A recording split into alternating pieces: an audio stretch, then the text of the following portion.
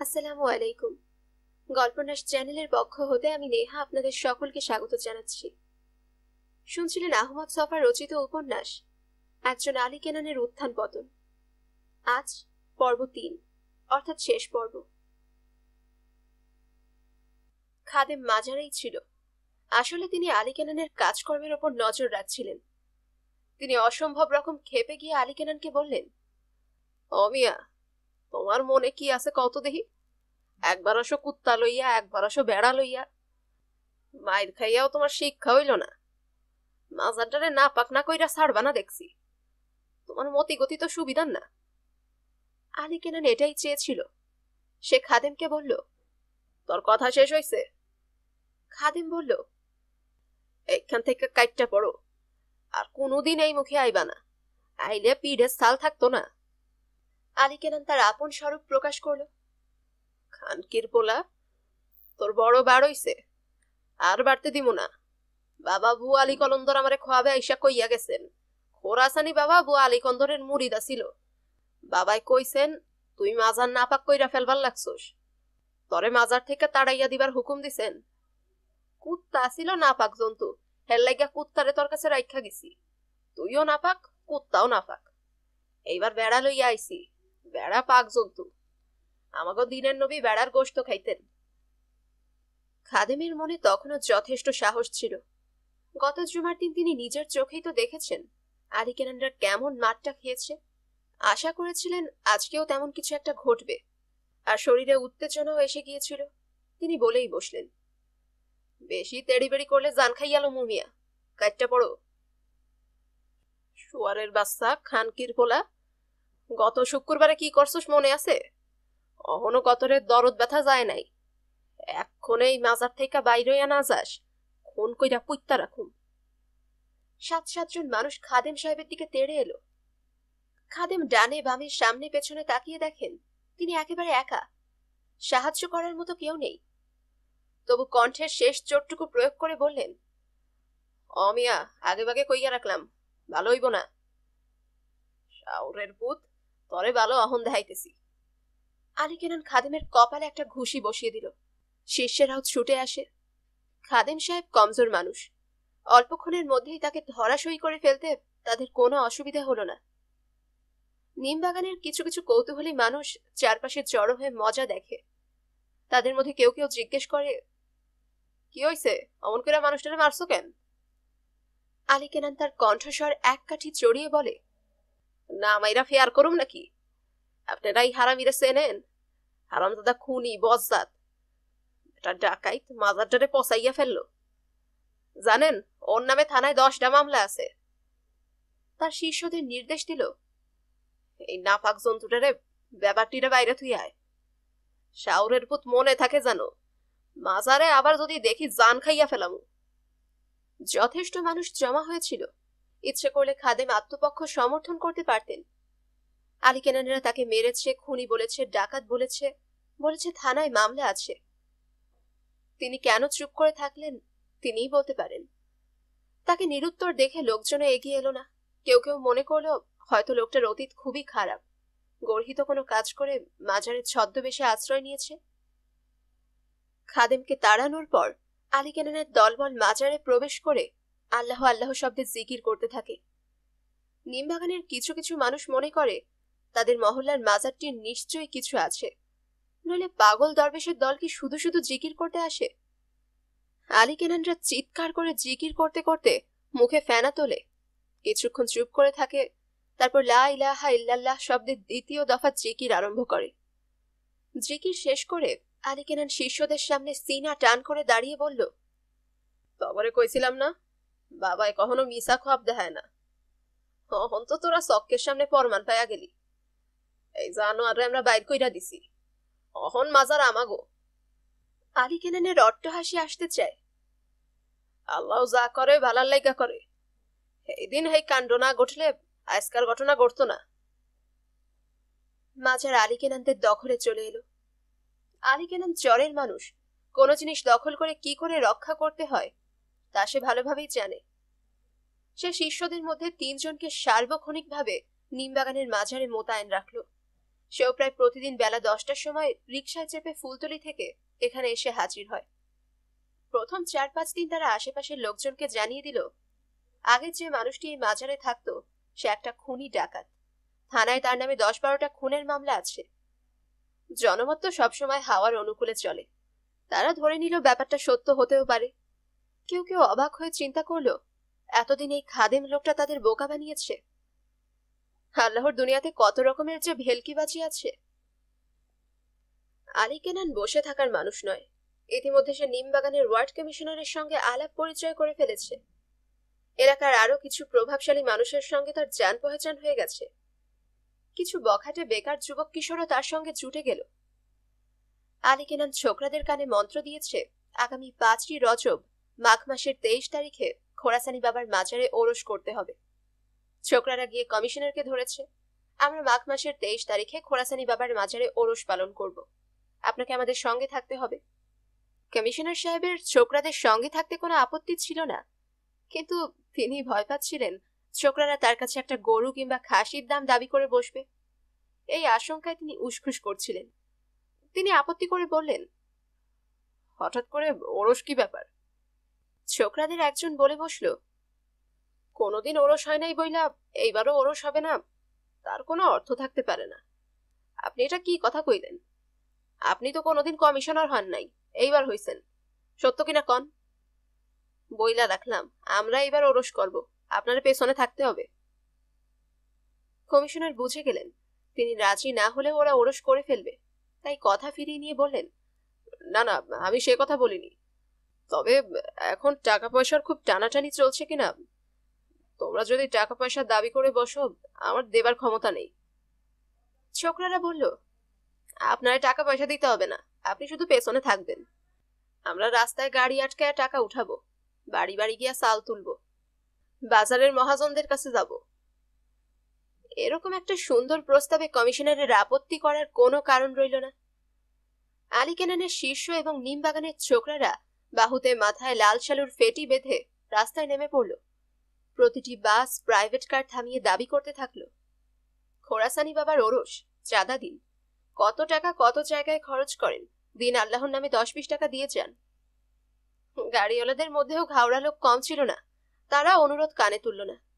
অনেকে 10-15 টাকার বদলে গাড়িটা অক্ষত নিয়ে যেতে পারছে ভেবে ভাগ্যকে ধন্যবাদ দিল। আরেক দল বস্তা কাঁধে নিমবাগানের বাড়িতে বাড়িতে ধর্ণা দিতে থাকলো, আগামী 23শে মাঘ খোরাসানি বাবার মাজারে ওরস, সুতরাং চাল দেন, টাকা দেন, যে যা পারেন দেন, একেবারে না করবেন না, আল্লাহ বেজার হবে। টাকা পয়সা চাল এসব মন্দ উঠল না, কিন্তু তার একাংশ দেশি মদ এবং ব্লু ফিল্মের পেছনে হাওয়া হয়ে গেল। তারপরেও দুটো গরু তারা কিনতে পারল। বাজারের মহাজনদের কাছে গিয়ে তেল, মশলা, ডাল এবং অন্যান্য জিনিসপত্র খুব অনায়াসে জোগাড় করে ফেলল। ব্যবসায়ীরা তো ধর্মকাজে টাকা পয়সা দিতে কৃপণতা করে না। দেখতে দেখতে 18ই মাঘ এসে গেল। সেদিন সকাল থেকে কাজের অন্ত নেই। নতুন লাল শালু দিয়ে মাজার সাজানো হচ্ছে, শামিয়ানা টানানো হচ্ছে, প্রাঙ্গণের ঝোপ জঙ্গল পরিষ্কার করা হচ্ছে। এত কাজ করার মানুষ কোত্থেকে এলো কেউ বলতে পারে না। কোরআন খতম হচ্ছে, দুরূদ পাঠের শব্দ ভেসে আসছে। জোহরের নামাজের পর গরু দুটো জবাই করা হলো। ভিখিরি এবং নগর কাকের চিৎকারে কান পাতা দায় হয়ে পড়ল। আসরের নামাজের অন্তে খোশবাগ শাহী মসজিদ এবং বাইতুল তুমাম মসজিদের ইমাম সাহেব দুজনে এসে মিলাদ পড়ালেন। তারা আল্লাহর মহিমা, নবীর তারিফ বয়ান করার পর কবরে শায়িত মহাপুরুষের রুহের শান্তি কামনা করে মোনাজাত করলেন। মহাপুরুষের দয়ার ওসিলায় দুনিয়ার সমস্ত মুসলমান নরনারীর গুনাহ মাফের আরজ করলেন। নিমবাগানের চিন্তাশীল মানুষেরা ভেবে দেখলেন এই মাজারটির নিশ্চয়ই কোনো অলৌকিক মহিমা আছে, নইলে জামানার বুজুর্গ এই সমস্ত বিশিষ্ট আলেম এখানে ফাতেহা পাঠ করতে আসবেন কেন? অনেকের মন থেকে সন্দেহের শেষ বাসনাটুকুও দূর হয়ে গেল। মাগরিবের নামাজের পর খাওয়া দাওয়া শুরু। মাত্র 2টো গরু জবাই হয়েছে। অন্যান্য বড় বড় ওরসের তুলনায় এটা কোনো ব্যাপারই না। দিন আয়োজনই বলতে হবে, তবে বড় কাজের সূচনা দিনভাবে হওয়াই ভালো। এবছর 2টো গরু জবাই হয়েছে, তার পরের বছর 20টা, এমনই ভাবে বাড়তেই থাকবে। ওরস যত জমকালো হবে বাবার মহিমাও তত ছড়িয়ে পড়বে। এলাকার গণ্যমান্য ব্যক্তি সবাই এসেছিলেন। ভিখিরি যারা এসেছিল ভরপেট খেতে পেরেছে। তারপরেও বেশ কিছু ভাত মাংস ডেকচির তলায় ছিল, সেগুলো মাটির শানকিতে করে স্থানীয় সম্ভ্রান্ত লোকদের বাড়িতে বিলি বন্টন করা হয়। খাওয়া দাওয়ার পাট চুকলে এশার নামাজের পর শুরু হলো গান। আলী কেনানের দলটি তো ছিলই, তাছাড়াও বাইরে থেকে একটা কাওয়ালির দল আমন্ত্রিত হয়ে এসেছিল। রাতভর গান বাজনা চলল। ছোট একটা অপ্রীতিকর ঘটনা ছাড়া তেমন খারাপ কিছু ঘটেনি। সেটা হলো নিমতলির দুদল ছোকরার মধ্যে চাঁদার টাকার ভাগাভাগি নিয়ে প্রথমে তর্কাতর্কি, তারপর হাতাহাতি। বয়স্করা এগিয়ে এসে মিটমাট না করলে খুনোখুনি পর্যন্ত গড়াতে পারত। নিমবাগান এলাকায় আলী কেনানের খুব সুনাম ছড়িয়ে পড়ল। বলতে গেলে আলী কেনানের চেষ্টার পরই খোরাসানি বাবার নাম প্রচার হয়েছে। পুরানো খাদেমটির কথা ভুলে যেতেও মানুষের সময় লাগলো না। নিমবাগানের মানুষেরা আলী কেনানকে ফুলতলির বাস উঠিয়ে নিমবাগানে উঠে আসতে যথেষ্ট অনুরোধ করেছে। এখন নিমবাগানের মানুষ তাকে গৌরব বলে ভাবতে আরম্ভ করেছে। এ কথা আলী কেনানের মনেও একাধিকবার জেগেছে, কিন্তু ফুলতলির বাঁধানো কবরটি ছেড়ে দিতে তার মন চায় না। এই কবরটি দিয়েই তার এতদূর প্রতিষ্ঠা।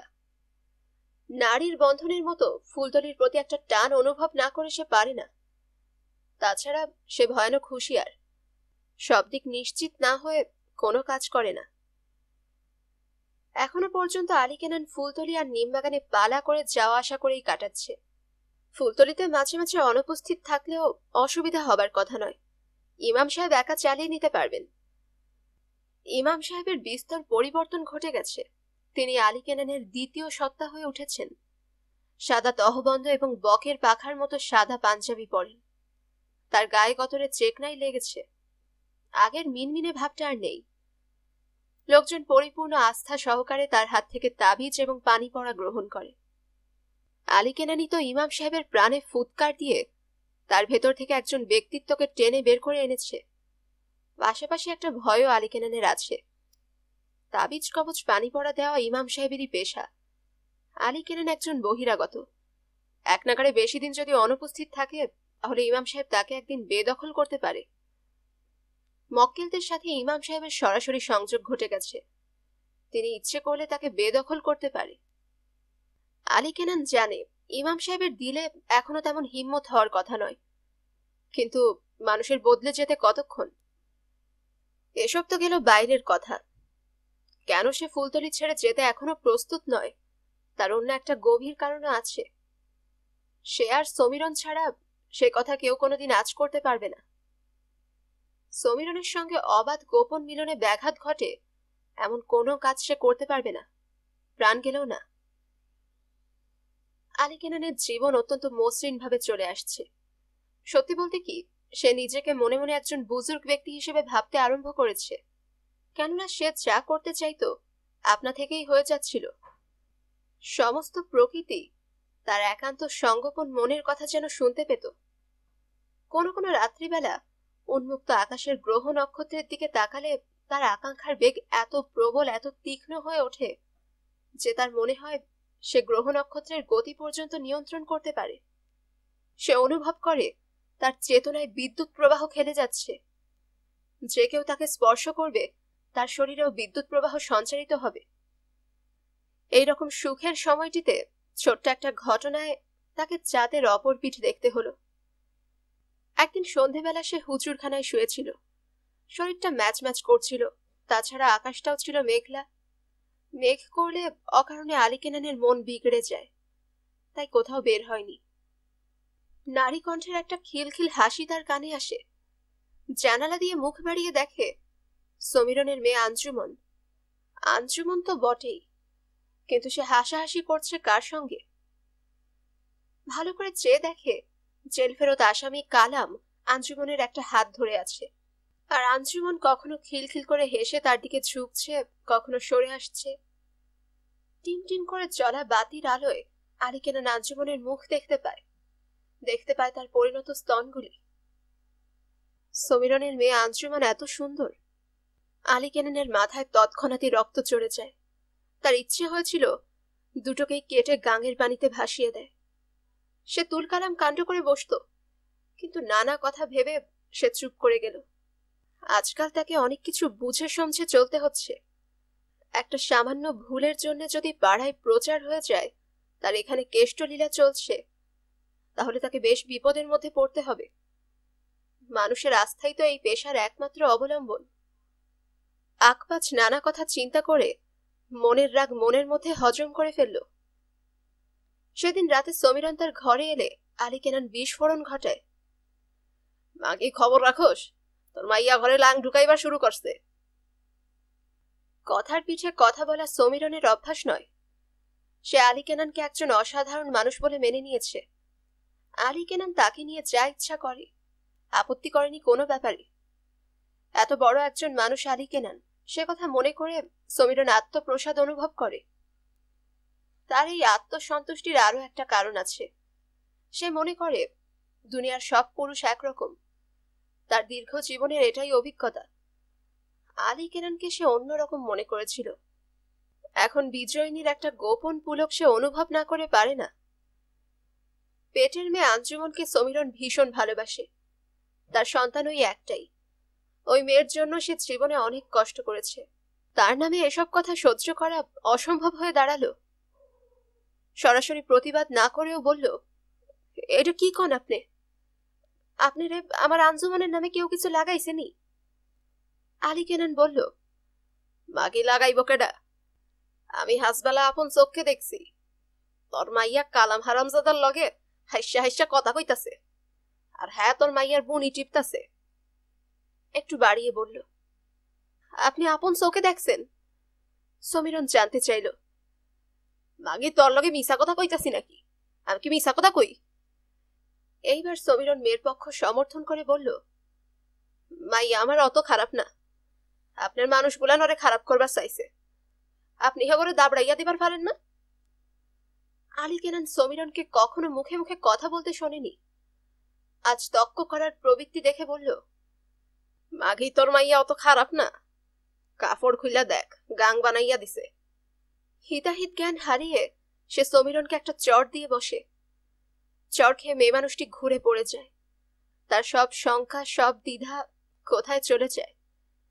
সে আলী কেনানের চোখে চোখ রেখে তেজের সঙ্গে বলল, মাইয়া লাং ঢুকাইছে, বেশ ভালো করছে। আপনিও তো আমার লাং, তাই কি হইছে? ভবিষ্যতে কিছু দেখলে মুখ বন্ধ কইরা থাকবেন? আপনি মুখ খুললে আমিও খুলবো। আল্লাহ আমারও জবান দিছে, এটা মনে রাখেন। ঝাড়ুটা পা দিয়ে সরিয়ে সে হুজুরখানা থেকে বেরিয়ে এলো। নিজের ঘরে গিয়ে আঞ্জুমনকে মারতে মারতে একদম মাটিতে লুটিয়ে দিল। আলী কেনানের আফসোস হতে থাকলো, সমীরনকে চটটা দিয়ে সে ভালো করেনি। তার পরদিন মনে পাথরের মতো একটা অপরাধের বোঝা নিয়ে আলী কেনানের ঘুম ভাঙে। রোজকার অভ্যেস মাফিক আজকেও সমীরন এসে হুজুরখানার ঝাড় দিয়ে গেছে। চোখাচোখিও হয়েছে, কিন্তু দৃষ্টিতে বিদ্যুৎ খেলে যায়নি। মাত্র এক রাতের ব্যবধানে তারা একে অন্যের শত্রু হয়ে দাঁড়িয়েছে।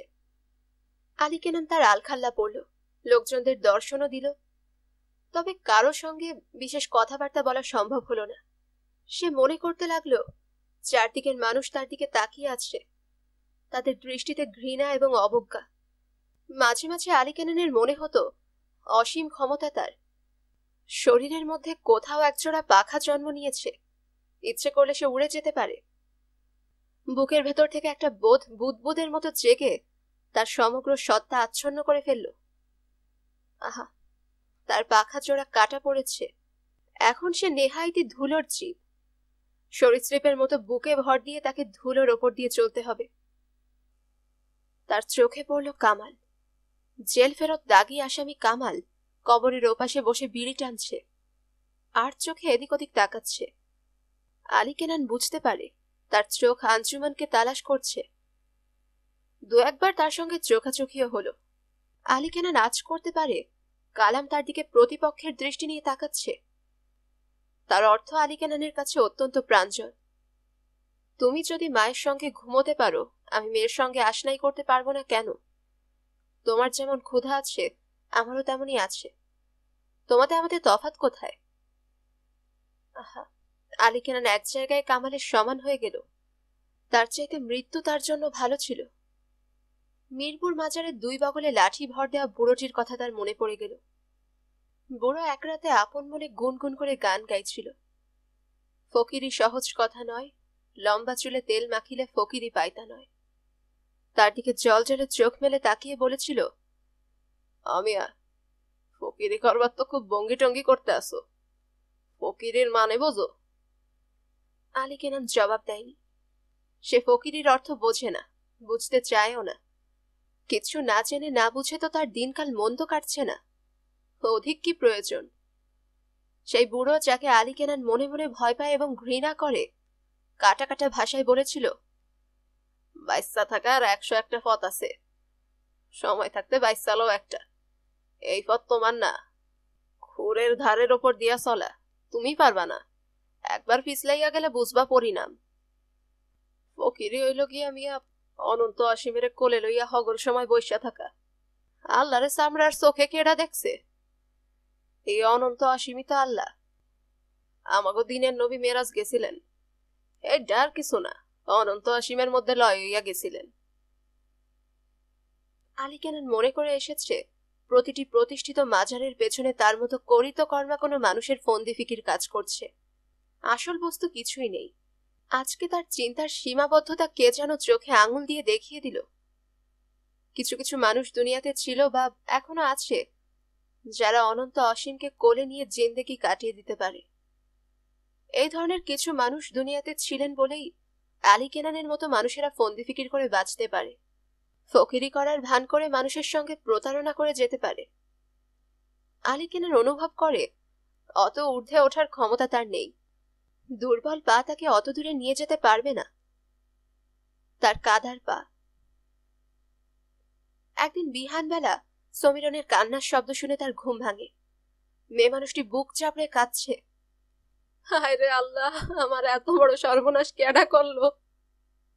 আমার নাবালেক মাইয়ারে জাদুটনা কইরা কেডা লইয়া গেল?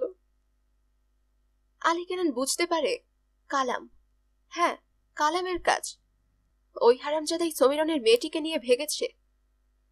প্রথমে তার ভীষণ রাগ হলো। কালামকে চরম শাস্তি দেওয়ার সংকল্পে তার হাত দুটো মুষ্টিবদ্ধ হয়ে আসে। আঞ্জুমনকে সেদিন দেখার পর থেকে তার রক্তে রক্তে একটা অস্থিরতা ছড়িয়ে পড়েছিল। তবু একটা বিষয় বিবেচনা করে মনকে সংযত করতে হলো। আঞ্জুমন তো তারই বাড়ির পোষা মুরগি, একসময় আপনা থেকেই তার হাতে এসে পড়বে। এটা বিরাট পরাজয় ঘটে গেল তার।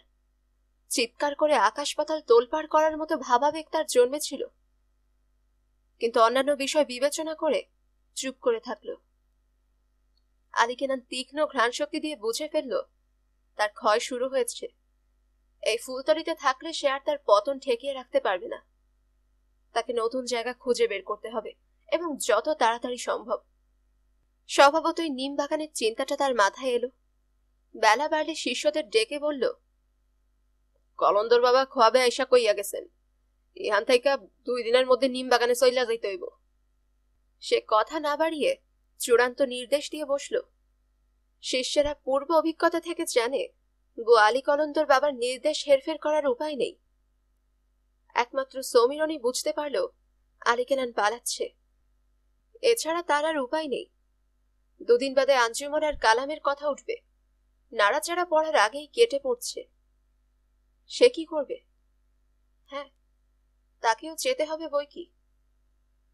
বুকটা ভেঙে যাচ্ছে, কিন্তু আলী কেনানের সঙ্গে যে নিশির অদৃশ্য বাঁধনে আটকা পড়েছে, সেখান থেকে পালাবে কোথায়? নিমবাগান মাজারে এসে আলী কেনান নতুন ভাবে গুছিয়ে নিতে আরম্ভ করেছে। মাজার প্রাঙ্গণেই একটা বড়সড় চালাঘর উঠিয়ে নেয়। নাম ফেটে গিয়েছিল, তাই বেড়ার ঘরে টিনের ছাউনি দিতে বিশেষ অসুবিধে হলো না। নিমবাগান মোটামুটি সম্পন্ন এলাকা। ধর্মপ্রাণ মানুষেরা খোরাসানি বাবার গত ওরসটিকে আলী কেনানের একটা বিশেষ কেরামতি বলে ধরে নিয়েছে। সুতরাং আলী কেনানের কোনো দাবি, কোনো অভাব তার কাছে অপূর্ণ থাকার কথা নয়। এক ধরনের নিষ্ক্রিয়তা আলী কেনানের শরীরে ভর করেছে। গায়ে কতরে মেদও জমতে আরম্ভ করেছে। সর্বক্ষণ তার হাঁসফাঁস লাগে। কিন্তু নিমবাগানের অধিকাংশ মানুষ আলী কেনানের এই আকস্মিক শারীরিক পরিবর্তনকে তার পবিত্রতার চিহ্ন বলে মনে করতে থাকে। এটাও খুব আশ্চর্যের ব্যাপার নয়। এই দেশের অলস নিষ্ক্রিয় মানুষেরা সবসময় সাধু পুরুষ হিসেবে স্বীকৃতি পেয়ে আসছে। কিন্তু আলী কেনানের মনের ঝড় থামে না। মিরপুর মাজারের বুড়ো মানুষটার কথা তার মনে হানা দিয়ে জাগ্রত হয়। তার ভেতর একটা আলো ছিল। খুব নির্জন মুহূর্তে সে অনুভব করে ধোয়া বাষ্পের গভীরে অন্তরে ঘৃতের প্রদীপের মতো কি একটা জ্বলছে। এখন সে অনুভব করে সে আলোটা আর তার ভেতর নেই। নতুন কর্মের প্রেরণা তাকে আর তাড়িত করে না। চোখের জলে তাকে স্বীকার করতে হয় মানুষের মধ্যে আসমানের মতো উঁচু, পর্বতের মতো দৃঢ় কতিপয় বস্তু আছে। সারা জীবন সন্ধান করলেও সেগুলোর নাগাল সে পাবে না। সে গর্তের জীব, গর্তের ভেতরেই তাকে থাকতে হবে। তবু আলী কেনান ভেবে অবাক হয়, তার মতো মানুষের মনেও একসময় অমর হওয়ার বাসনা মুকুল মেলেছিল। আহা, তার জীবনে বসন্ত শেষ হয়ে গেছে। অন্তরের আলোতে পথ কেটে চলা তার পক্ষে অসম্ভব। এখন থেকে লাঠির ওপর ভর করা ছাড়া তার আর কোনো উপায় নেই। নিজেকে ভারবাহী পশুর মতো মনে হয়। এক একটা দিন আসে আর যায়, সে জড়পিণ্ডের মতো পড়ে থাকে। আগে অন্তর থেকে পেত সে কর্মের প্রেরণা। সেই প্রেরণার বলে বাইরের জগতে তরঙ্গ সৃষ্টি করত। অন্তরের আগুন ঠিকরে বাইরে বেরিয়ে আসত। সে আগুনে আত্মাহুতি দেওয়ার জন্য ছুটে আসতো মানুষ। আলী কেনানের জীবন ধারণের সমস্ত উল্লাস অবসিত হয়ে এসেছে। এভাবে বেঁচে থাকার কোনো মানে সে খুঁজে পায় না। সে অনুভব করে হাড়ে মাংসে অস্থিমজ্জায় সে ভোলার লাঠিয়াল। জীবন তার কাছে একটা উৎসব বিশেষ।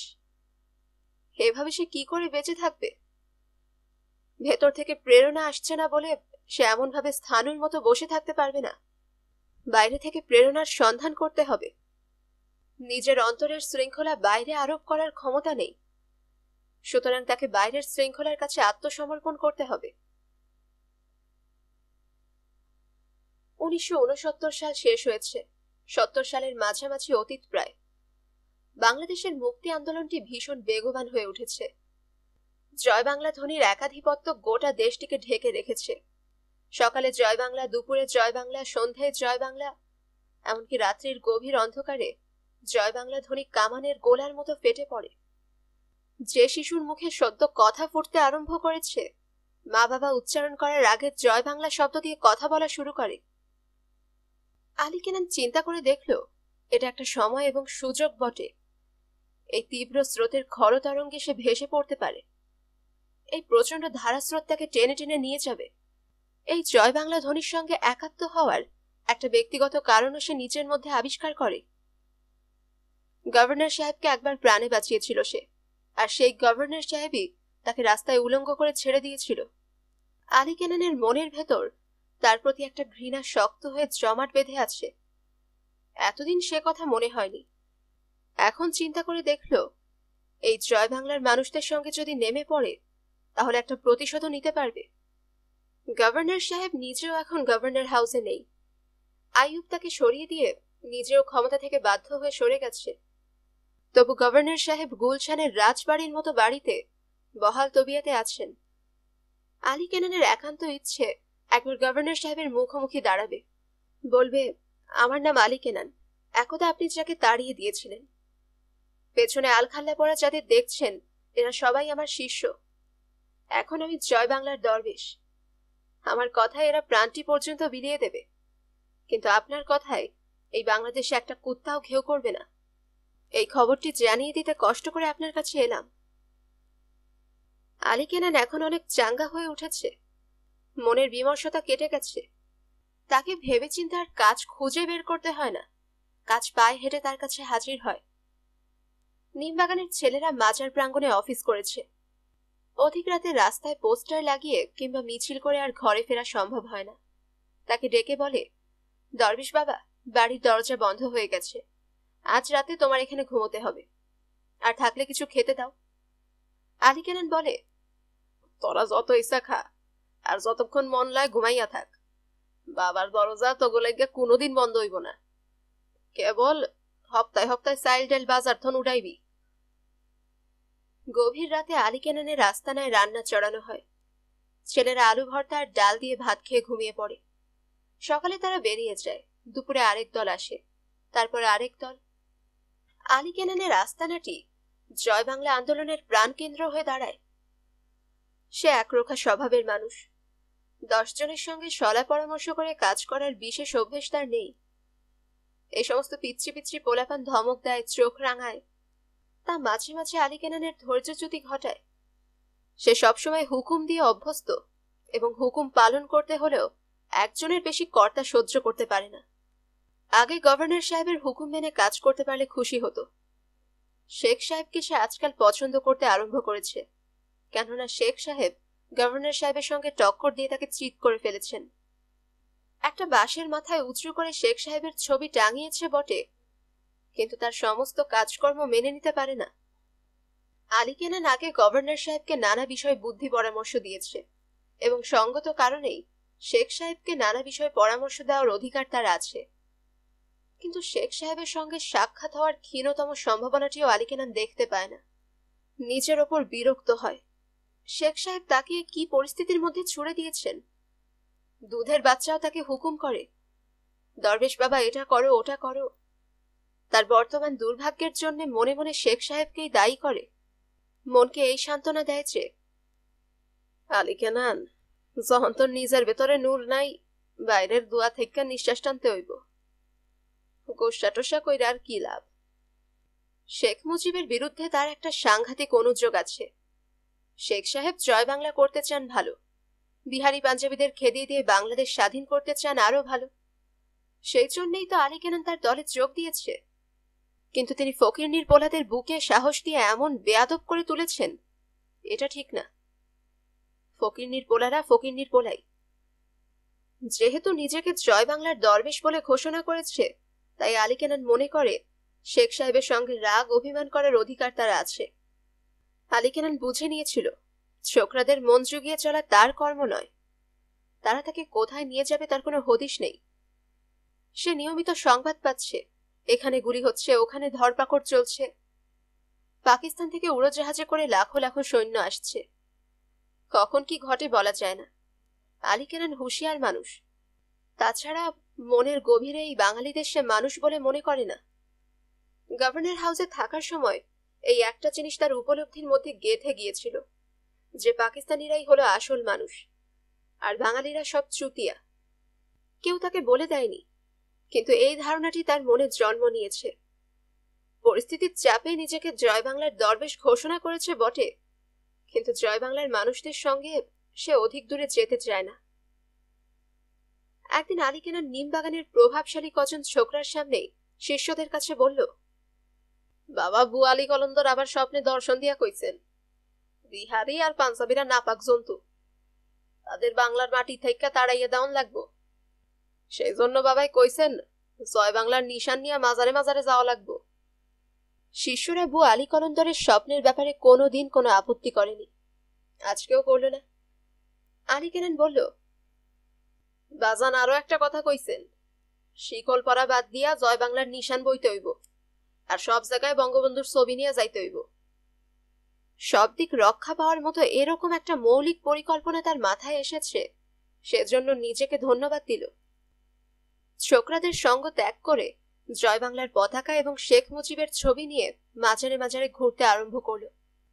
আলী কেনান বুঝতে পারেনি যে এই ছোকরাদের সঙ্গে থেকে তার শিষ্যদের মধ্যেও একটা ব্যাপক পরিবর্তন ঘটেছে।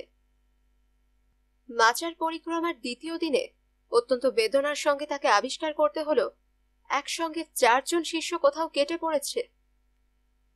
অনেক খোঁজ খবর নিয়েও কোনো কুলকিনারা করতে পারল না। এখন তার সঙ্গে শুধু ফুলতলির কিশোরটি আছে। আলী কেনান তার এই দুর্ভাগ্যের জন্য পুরোপুরি বর্তমান পরিস্থিতিকেই দায়ী করল। রাগে দুঃখে অপমানে তার মরে যেতে ইচ্ছে করছিল। সে রাতে আর নিমবাগানে ফিরতে প্রবৃত্তি হলো না, মিরপুর মাজারে রয়ে গেল। সন্ধ্যা গড়িয়ে গেল। মিরপুর মাজারের সেই বুড়োটির সঙ্গে আবার তার সাক্ষাৎ হলো। বুড়ো পরিহাস মিশ্রিত ভাষায় জিজ্ঞেস করল, অমিয়া, দেখছি শিকড় টিকল সব খুইলা ফেলাইছো, হাতে কি আর বুকে ঝুলাইছো, এটা কি?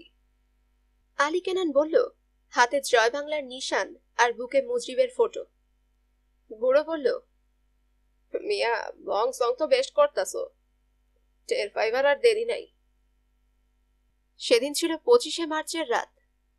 সেই রাতেই নিথর নিদ্রিত ঢাকা নগরীর বুকে বন্দুক কামান ট্যাঙ্ক দিয়ে প্রচন্ড হিংস্রতায় পাকিস্তানি সৈন্য ঝাঁপিয়ে পড়ে। আলী কেনান ভীষণ ভয় পেয়ে গিয়েছিল। সে মনে করেছিল পাকিস্তানি সেনাবাহিনী রাস্তায় মশাল জ্বালিয়ে একটা মানুষেরই খোঁজ করছে। তার নাম আলী কেনান। এক নাগাড়ে 4 দিন মিরপুর মাজারে অবস্থান করতে হলো আলী কেনানকে। 5ম দিন পাকিস্তানি সৈন্যদের আক্রমণ ধারা একটু শিথিল হলেই সে মনস্থ করল নিমবাগান ফিরে যাবে। ডানে বায়ে খোঁজ করল, কিন্তু ফুলতলির কিশোর শিষ্যটির কোথাও দেখা পেল না। সুতরাং একাই তাকে পথে বেরোতে হবে। এই 5 দিনে শহরের কি চেহারা হয়েছে দেখে তার কান্না পাচ্ছিল। বাড়ির ছাদে আর জয় বাংলার নিশান ওড়ে না। রাস্তায় মানুষজনের কোনো চিহ্ন নেই। কি ভুতুড়ে পরিবেশ! এখানে ওখানে মানুষের লাশ পড়ে আছে। মিলিটারি আর সাজোয়া গাড়ি রাস্তায় টহল দিচ্ছে। আলী কেনান উপলব্ধি করল শেখ মুজিবের 12টা বেজে গেছে। এই অবস্থা হবে সে জানত। ফকিরনির পোলাদের নিয়ে শেখ মুজিব রাজা হতে চেয়েছিল। সে যখন নিমবাগান মাজারের কাছে এলো, তার চোখ ফেটে পানি এসে গেল। তার থাকার ঘর এবং জয় বাংলার অফিস পুড়িয়ে দিয়েছে। পোড়ামাটির গন্ধ তার নাকে এসে লাগলো। সবশেষে মাজারের ভেতর ঢুকে আর কি হবে? উল্টো দিকে পা বাড়িয়েছিল। পরিচিত কণ্ঠস্বর শুনে ফিরে দাঁড়ালো। সেই পুরানো খাদেম। চোখে প্রতিহিংসা চকচক করছে। অমিয়া, কই যাও? আইও, বেড়ার গোশত খাইয়া যাও। বেড়া পাক জন্তু। আমাকে নবী করিম বেড়ার গোশত খাইতে পছন্দ করতেন। আলী কেনান ভালো করে তাকিয়ে দেখে শ্বেত কবরী গাছের নিচে হোগলা বিছিয়ে 20-25 জন মানুষ খেতে বসেছে। তাদের টুকরো টুকরো কথাবার্তা তার কানে এলো। উর্দুতে কথা বলছে। খাদেম মোহাম্মদপুর থেকে বিহারিদের ডেকে এনে তার ভেড়া দুটো জবাই করে খাওয়াচ্ছে, আর সমীরন বাসনপত্র ধুয়ে দিচ্ছে। সব তো শেষ, আর কেন? সে উল্টো দিকে ফিরে হাঁটা আরম্ভ করল। কিছু দূর গিয়ে সে দেখে একটা রোগা ঘেয় কুকুর তার সঙ্গে সঙ্গে আসছে। সেই কুকুরছানাটি যেটাকে সে একদিন লাথি মেরে ফেলে দিয়ে চলে গিয়েছিল। 1972 সালের মাঝামাঝি দিকে আলী কেনান নিমবাগান মাজারে আবার ফিরে আসে। যুদ্ধের এই 9 মাস কোথায় ছিল, কি অবস্থায় ছিল, কেউ তা জানে না। ভীষণ কৃশ হয়ে গেছে আলী কেনান। শরীরের মেদ এক বিন্দুও নেই। তাকে চকচকে কোষ্টি পাথরের মূর্তির মতো দেখাচ্ছে। নিকশ কালো রং যেন শরীর থেকে ঠিকরে বেরিয়ে আসতে চায়। চোখ দুটো জবা ফুলের মতো লাল। চুল দীর্ঘ হয়ে জটার মতো হয়েছে। গায়ে রঙিন লুঙ্গি আলখাল্লা নেই। একটা সাদা লুঙ্গি এবং চাদর তার পরনে। নিমবাগান এলাকার মানুষ আলী কেনানকে বীরের সম্মান দিয়েই গ্রহণ করল। এই এলাকার মানুষের আলী কেনানের প্রতি এই বাড়তি অনুরাগ, তার কারণ আছে। আলী কেনান জয় বাংলার দরবেশ।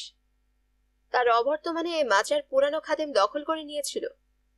এখানকার লোকদের প্রতি খাদেমের একটা তীব্র বিদ্বেষ ছিল, কেননা তারা আলী কেনানকে নানা ব্যাপারে সাহায্য করেছে। সেজন্য খাদেম সবসময় মোহাম্মদপুর থেকে বিহারীদের ডেকে আনত, এলাকাবাসীদের ভয়ভীতি প্রদর্শন করাত। রাজাকারদের আনাগোনা ছিল নিয়মিত। নিমবাগানের মানুষ সবসময় সন্ত্রস্ত অবস্থায় থাকত।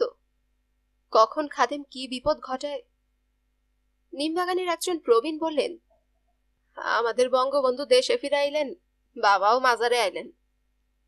আলী কেনান মনে করল এই তুলনা একান্তই যুক্তিসঙ্গত। তারপর থেকে আলী কেনানের চিন্তা ভাবনা সম্পূর্ণ একটা নতুন খাতে প্রবাহিত হতে আরম্ভ করল। কাউকে বলার সাহস তার নেই। মর্মের গভীরে ধরে নিয়েছে শেখ মুজিব জয় বাংলার নেতা এবং সে নিজে জয় বাংলার দরবেশ। এতকাল বাবা বুয়া আলী কলন্দরের সঙ্গে যে কাল্পনিক সম্পর্ক সে প্রতিষ্ঠা করেছিল, এই সম্পর্ক তার চাইতে অনেক জোরালো, কেননা এর বাস্তব ভিত্তি আছে। শেখ সাহেব যেমন সব ব্যাপারে হুকুম দিচ্ছেন, তেমনি হুকুম দেওয়ার অধিকার তারও আছে। আলী কেনানের সঙ্গে পূর্বের লোকজন নেই। যা কিছু অর্জন করেছিল সব হাওয়ায় উড়ে গেছে। পরোয়া করেন আলী কেনান। মানুষের জীবনে এরকম কতই তো ঘটে। কেউ না থাকুক, কিছু না থাকুক, আলী কেনানের অদম্য মনোবল আছে। দিব্য দৃষ্টি প্রসারিত করে সে দেখতে পায় তার সামনের সময়টা। এই সময়কে সে চাষ করবে। সময়ের গর্ভে সৌভাগ্য তার জন্য অপেক্ষা করে আছে। তখনকার সময়টা ছিল ভীষণ টালমাটাল। 10 কোটি মানুষের একটা দেশের তাবৎ মানুষের সামাজিক বন্ধন আলগা হয়ে পড়েছে। সমাজের তলা থেকে একটা প্রচন্ড গতিশীলতা জাগ্রত হয়ে গোটা সামাজিক কাঠামোকেই কাঁপিয়ে তুলেছে। পুরানো যা কিছু ছিল ভেঙে তছনছ হয়ে যাচ্ছে। এমন একটা পরিস্থিতি উচ্চ চিৎকার করে না বললে কেউ কারো কথা কানে পর্যন্ত তোলে না।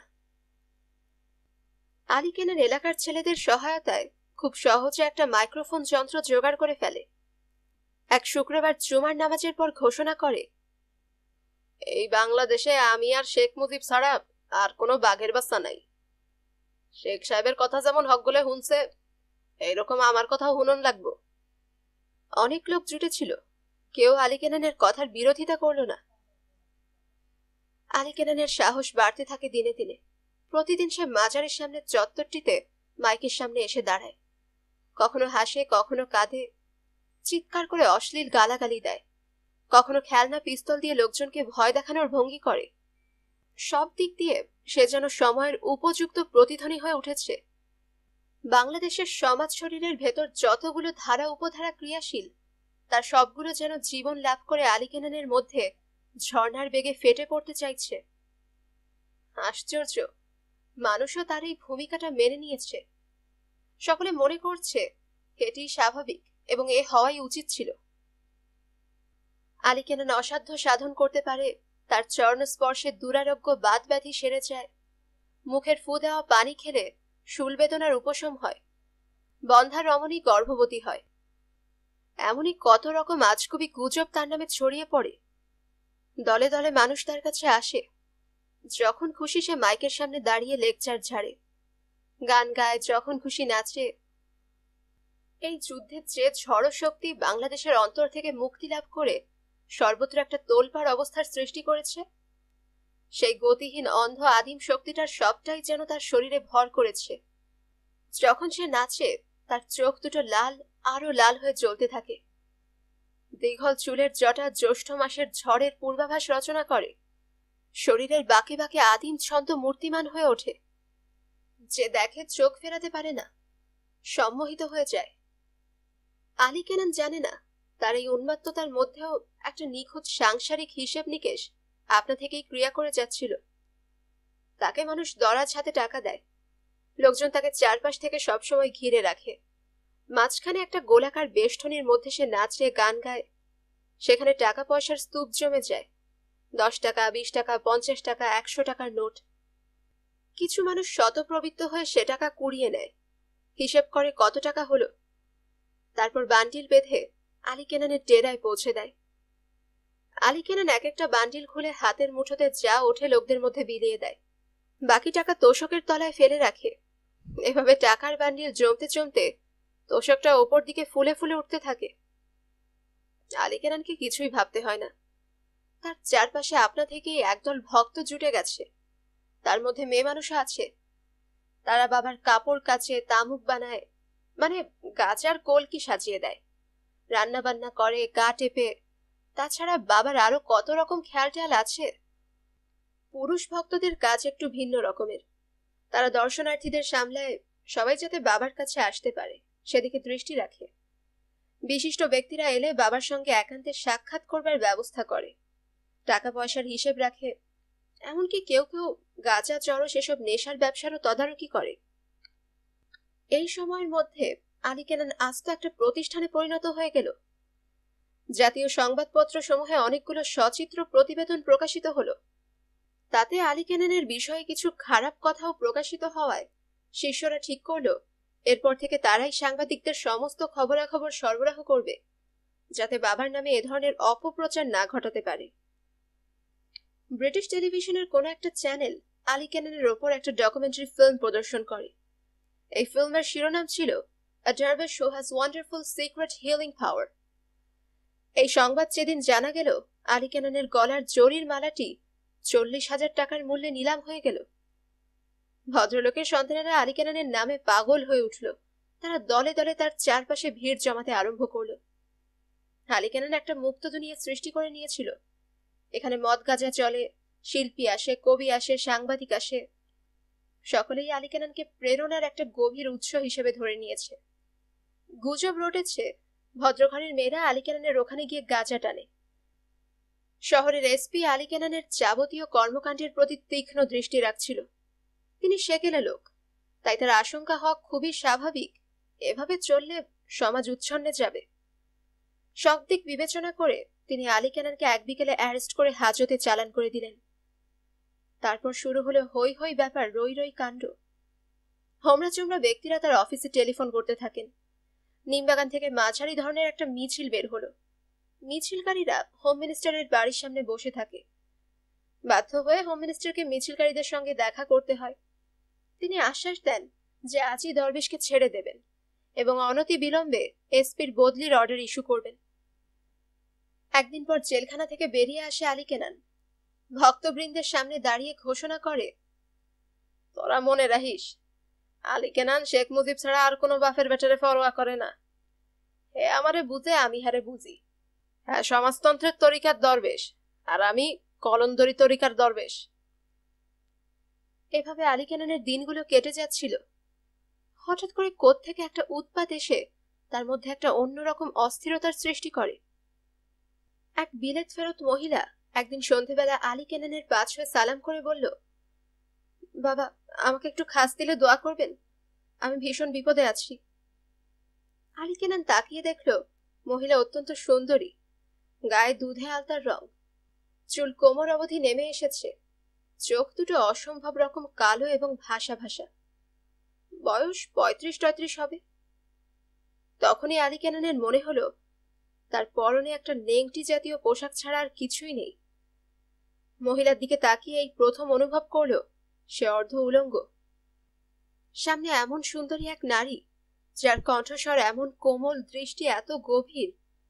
এমন একটি নারীর জন্য সবকিছু ছেড়ে ছুড়ে দিয়ে সে পৃথিবীর অপর প্রান্তে পর্যন্ত ছুটে যেতে পারে। তার ইচ্ছে হয়েছিল মহিলার পায়ের তলায় লুটিয়ে পড়বে।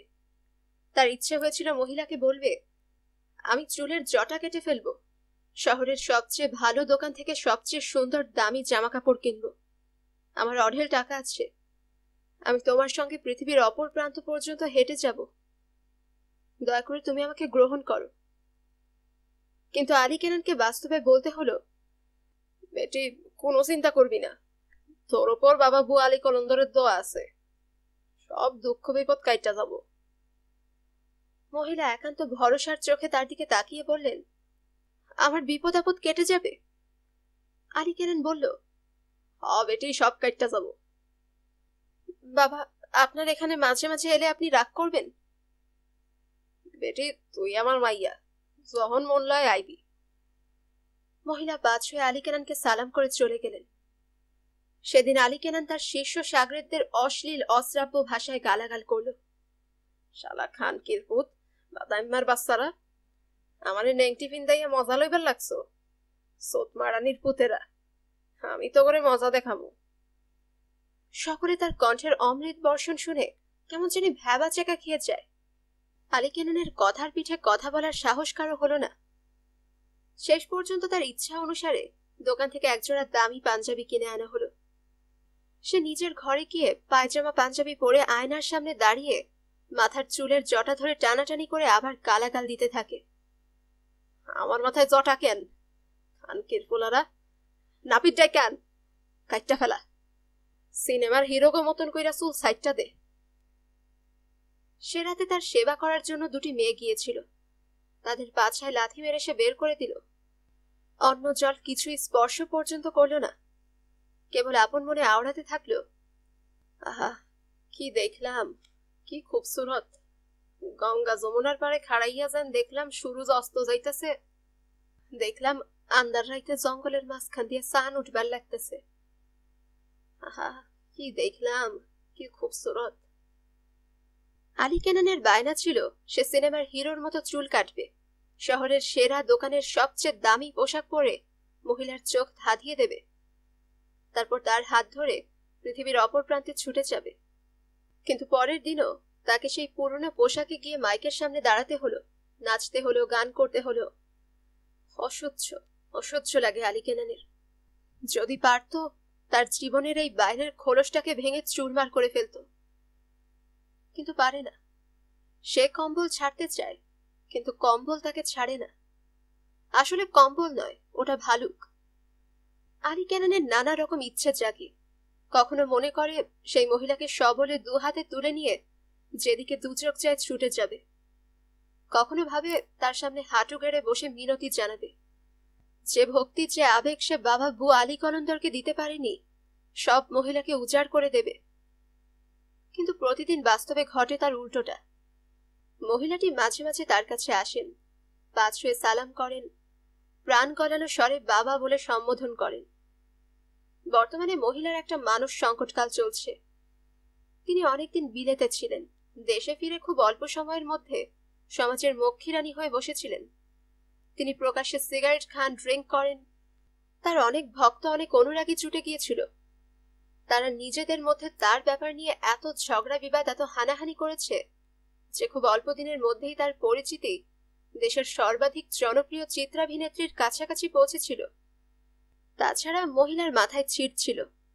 আজকে যার সঙ্গে হেসে কথা বলতেন, কাল তার গালে চড় বসিয়ে দিতে একটু দ্বিধা করতেন না। হুঁশিয়ার মানুষেরা মহিলাকে প্লেগের মতো ভয় করতে লাগলেন। প্রেমের জাগ্রত দেবী মনে করে একদল পেছনে ছুটতে থাকলো।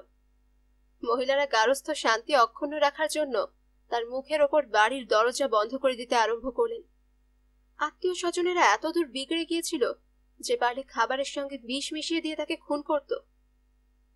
ঢাকা শহর বড় শহর নয়, এখানে সকলে সকলের হাড়ির খবর খুব সহজে জেনে যায়।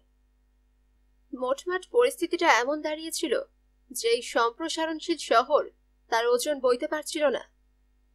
এইরকমই একটা অস্বস্তিকর পরিস্থিতিতে মহিলা আলী কেনানের কাছে আসতে শুরু করেন। এখনো মহিলা আলী কেনানের কাছে আসেন, পা ছুঁয়ে সালাম করেন, তার খাস দিলের দোয়া প্রার্থনা করেন। মহিলা যেদিন আসেন, আলী কেনানের অস্থিরতা ভয়ঙ্কর বেড়ে যায়। তাকে সামলাতে শিষ্যদের হিমশিম খেতে হয়, মেয়ে সেবিকাদের পদাঘাত সহ্য করতে হয়। এক নাগাড়ে এই অবস্থা 5 দিন ধরে চলতে থাকে। সেজন্য মহিলা এলেই তার শিষ্যকুল সচকিত হয়ে ওঠে। যদি ক্ষমতা থাকতো, আলী কেনানের সঙ্গে তাকে দেখা করতে দিত না। বিলেত ফেরত অনিন্দ সুন্দরী মহিলা, যাকে দেখলে পুরুষ ঘোড়া পর্যন্ত উত্তেজিত হয়ে ওঠে, তাকে ঠেকানোর ক্ষমতা আলী কেনানের শিষ্যদের কি করে হবে?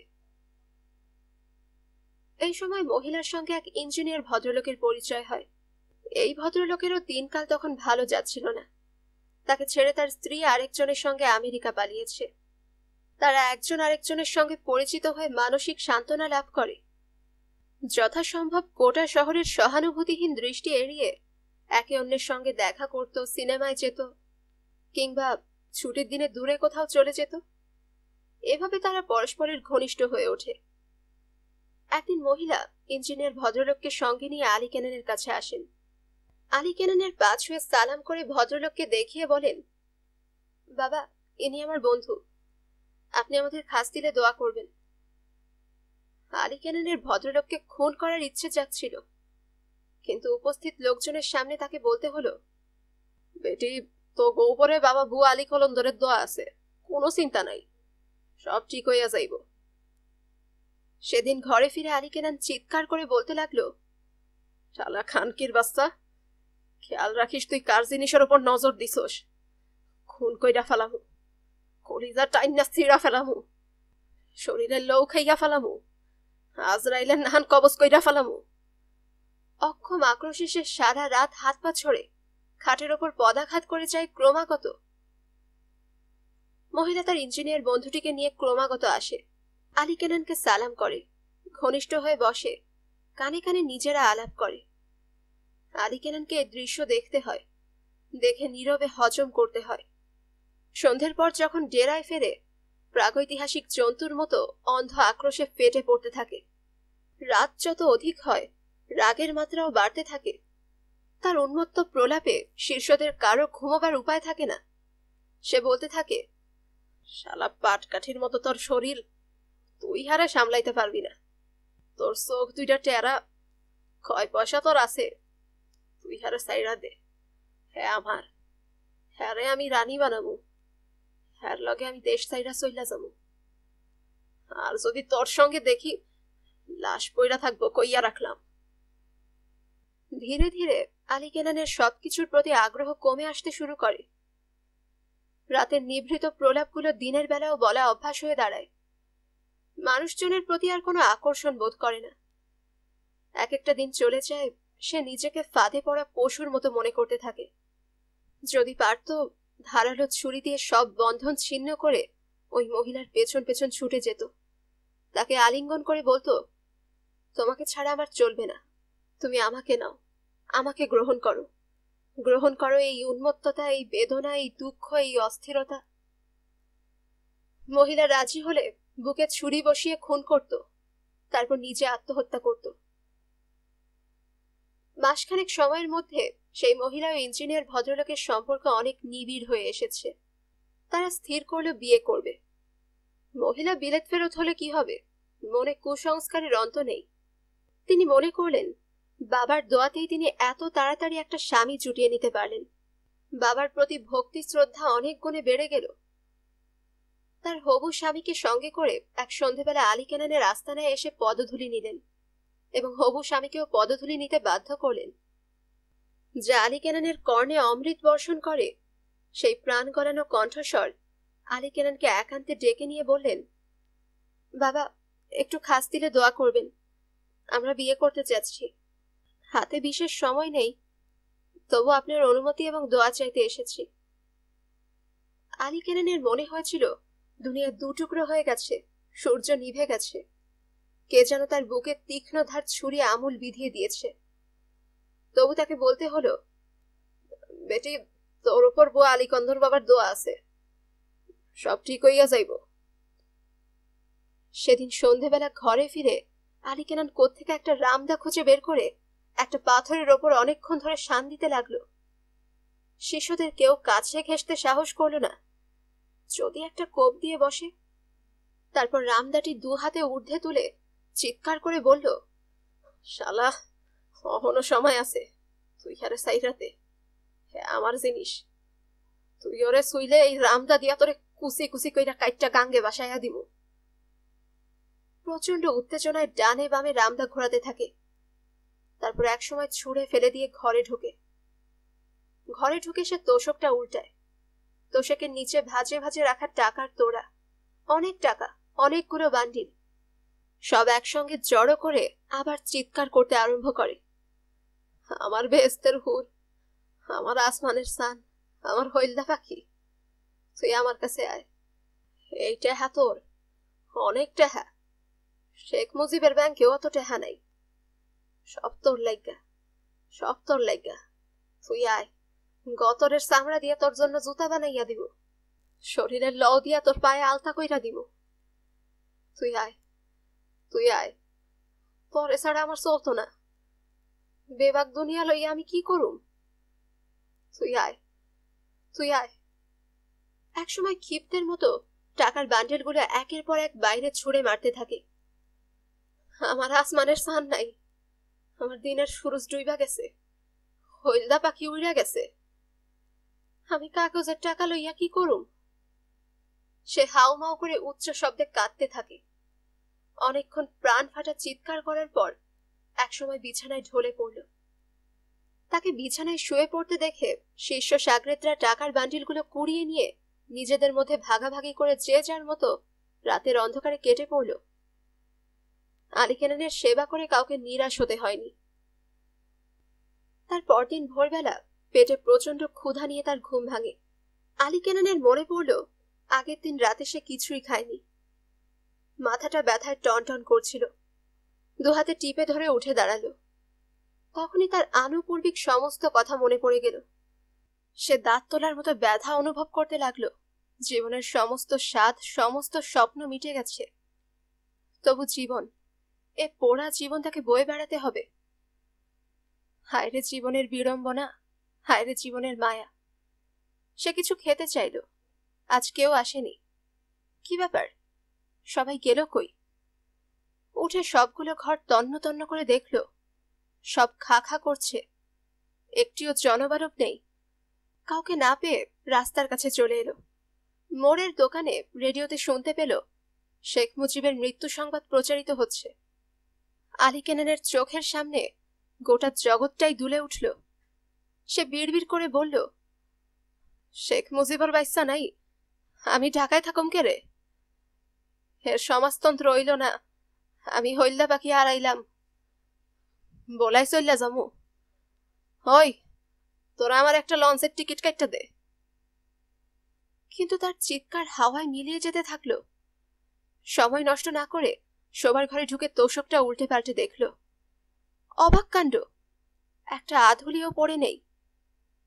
কাল এই তোষকের তলায় থরে থরে সাজানো ছিল টাকার বান্ডিল, আজ কিচ্ছু নেই, সব হাওয়া। মাজারে ঢুকে গলা চড়িয়ে বলতে থাকলো, হাতে একটা পয়সাও নাই, আমি বলাই মা বাপের কাছে ফেরত যামু কেমনে, কেমনে যামু?